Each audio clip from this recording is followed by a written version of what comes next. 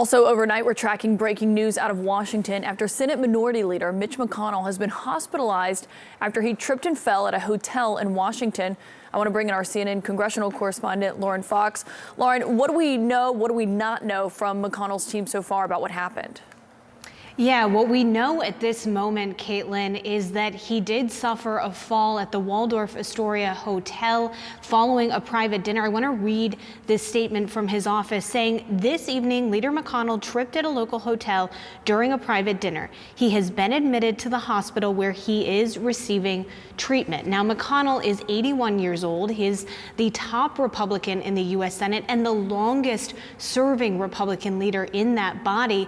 But there's just a lot we don't know right now about his condition, about how long he'll have to be at the hospital. It also comes at a time, Caitlin, when the Senate is narrowly divided right now, and there are two Democratic senators who are also out for health reasons. You have Senator Dianne Feinstein, who is dealing with shingles. You also have Senator John Fetterman, the Pennsylvania Democrat, who is receiving treatment for clinical depression at Walter Reed right now. So, there's just a lot of questions. I will keep you updated as we get more information this morning. But right now, what we know is that McConnell suffered a fall last night and was hospitalized after that fall. Yeah, he's obviously in our thoughts. We're hoping for a quick recovery for him. But Lauren, in the broader impact of what this means, we've had these conversations when Senator Fetterman was hospitalized, Senator Feinstein. What does it mean for Senate leadership, given, if he does need quite some time to recover?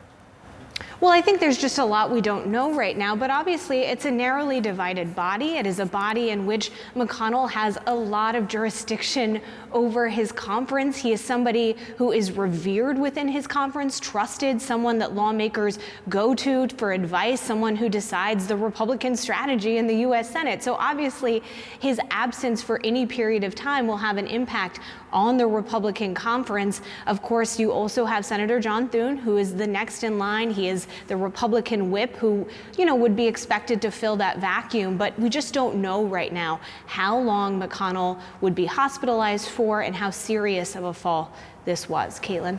All right, Lauren Fox, keep us updated. Thank you so much.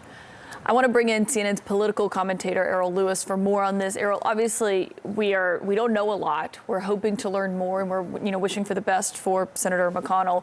But this does have a significant impact potentially on how things work in Washington for any senator, but especially one as powerful in his caucus as Mitch McConnell. Oh, for sure. We should keep in mind that it is still a closely divided Senate. We had the vice president come in and break some ties on judicial nominations of no particular moment.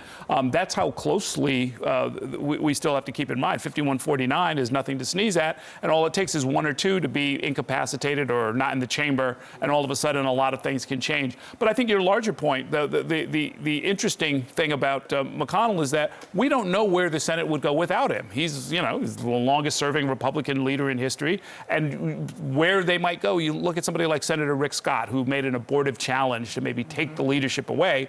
And he put forward some policies that were dramatically unpopular and was sort of shunted aside and so forth. But we don't know where that conference would go without the leadership of Mitch McConnell. We may find out in the next few weeks. Is there anything that they're working on now that would be in jeopardy because of a Mitch McConnell absence that is of critical importance at this moment? I think broadly speaking, trying to figure out what the strategy is going to be. I mean, Senator Biden, President Biden is putting together and getting ready to announce. He's making a speech today that is going to really, I think, sort of lay the groundwork, set the table for an announcement for president.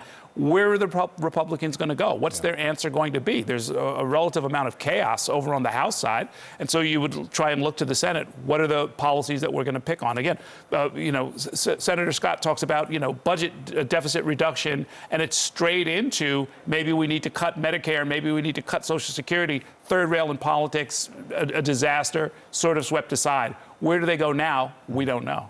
Yeah, I just was going to say, obviously we know the longest serving, Senate Republican leader in history, but also an important voice this week following that Fox News report trying to whitewash January 6th, what he came out, what he said, thinking about that in the context of where he is now. This is what the Senate is, and this is what the Senate is supposed to be. Look, the median age in the U.S. Senate is close to 65. There are a lot of older members there, but they represent whatever their politics, they represent sort of institutional continuity, a sort of a way of cooling off some of the passions that are dividing the nation and so forth.